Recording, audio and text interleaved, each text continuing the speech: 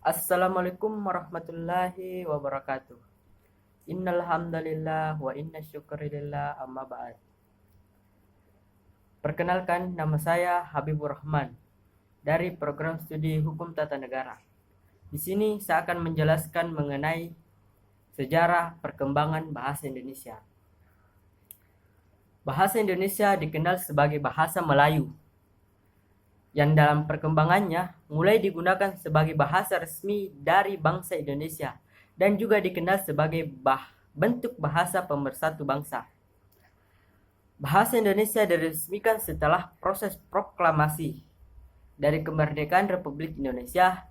Dalam hal ini, 1 hari setelahnya. Hal ini juga dilakukan secara bersamaan dengan dimulainya konstitusi. Sedangkan di kawasan Timor Leste, bahasa Indonesia sendiri dikenal sebagai bahasa kerja. Sementara itu, jika dilihat dari sisi linguistik, bahasa Indonesia merupakan bentuk ragam dari bahasa Melayu. Sedangkan dasar yang digunakan olehnya adalah bahasa Melayu Riau yang tentunya diambil dari Kepulauan Riau sejak abad ke-19. Sebagai bahasa pemersatu bangsa, tentunya bahasa Indonesia menjadi bahasa yang digunakan dalam aktivitas sehari-hari dari masyarakat Indonesia, yang juga menyatukan perbedaan dalam satu bangsa sama dimengerti oleh semua penduduknya. Berkaitan dengan pengertian yang saya jelaskan tadi, sejarah bahasa Indonesia tidak lepas dari penggunaan nama yang dimilikinya dengan kata lain. Penamaan bahasa Indonesia itu sendiri mulai sejak adanya Sumpah Pemuda yang terjadi pada tanggal 28 Oktober 1928. Hal ini berkaitan dengan menghindari kesan dari imperialisme bahasa. Apabila masyarakat Indonesia masih saja menggunakan bahasa Melayu sebagai nama yang dimilikinya.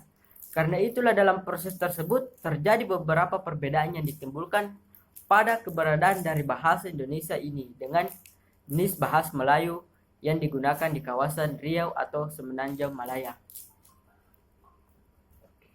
Hingga saat ini, bahasa Indonesia sendiri dikenal sebagai kata-kata yang hidup dan tentunya banyak menghasilkan beragam kata baru. Baik itu berkaitan dengan proses penciptaan atau bahkan melalui sistem penyerapan dari bahasa asing serta bahasa daerah yang ada di sekitarnya. Bahasa Indonesia itu sendiri dituturkan serta dipahami oleh masyarakat Indonesia. Meskipun tidak termasuk dalam bahasa ibu, namun bahasa Indonesia menjadi bahasa yang dimiliki jumlah penutur terbanyak, bahkan sebagian besar dari warga negara Indonesia sendiri menggunakan bahasa tersebut dalam kehidupan sehari-harinya. Oke, sekian dari penjelasan saya. Kurang dan lebihnya mohon dimaafkan. Billahi taufiq wal hidayah. Assalamualaikum warahmatullahi wabarakatuh.